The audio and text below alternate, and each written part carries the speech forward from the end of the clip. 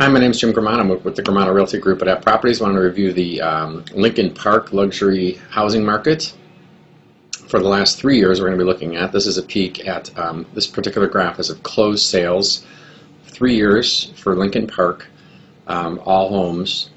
You can see this is the 47 units selling in the third quarter of 2008, and then this is about when the market began its drop, and this is clearly the first quarter after all the economic negative declines and negative sales as a result. Slowly climbed out of it up to 25 units. The median price of the 25 units did reach a peak over the last 3 years in that quarter, which is very interesting. But you can see the number trending in terms of total unit sales. They're coming down, as well as median prices are coming down. We had a really brutal first quarter of 2011, which is consistent with our team sales as well. It was a tough quarter to sort of climb out of, but now we're seeing a pretty good aggressive advance on sales. We are coming into the fourth quarter, which historically in terms of unit sales is not as strong. You can see in the 30s, and we expect it to be possibly as low as the 20s this year. We're seeing a lot of expireds and cancels coming off, and our clients are taking their homes off the market in preparation for the winter, which is part of what I want to talk about today.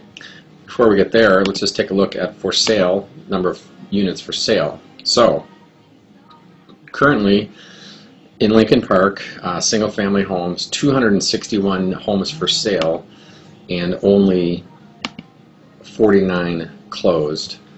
Clearly the odds are pretty stacked against a sale. You can see the number going under contract here is 31 out of, I believe it was, what was the number, 261. So obviously when listing a property, that's a huge variable to consider. Why aren't these homes selling? How long have they been on the market? And this is an interesting one to look at as well. How many are actually expiring? They've been on the whole term of the listing agreement and they come off the market for one reason or another. Let's switch up to, for a moment now, these are detached single-family homes. This is something I want to just point out. Right here, sorry. All right, here we go. Under contract detached single-family homes by type. REO is real estate owned or bank owned, traditional resale, and then short sales. You can see, let's pull out of this for a second here.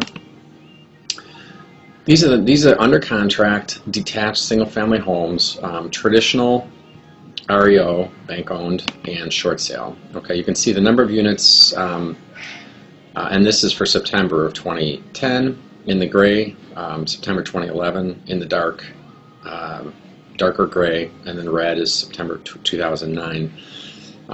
We did see an increase this month versus the previous 2 months by a couple of units sold. But this is the concerning factor now, is that there's competition of bank owned. And let's take a look at where the bank owned listing prices are coming in.